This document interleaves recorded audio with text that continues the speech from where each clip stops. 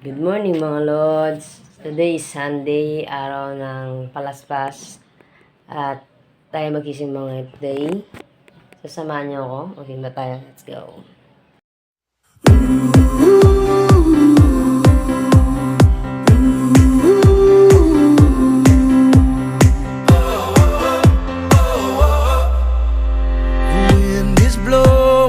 So, ito na mga Lods. Tapos na tayo mag-asikaso. At tayo mag-isimba na. Samahan niyo ako. Let's go.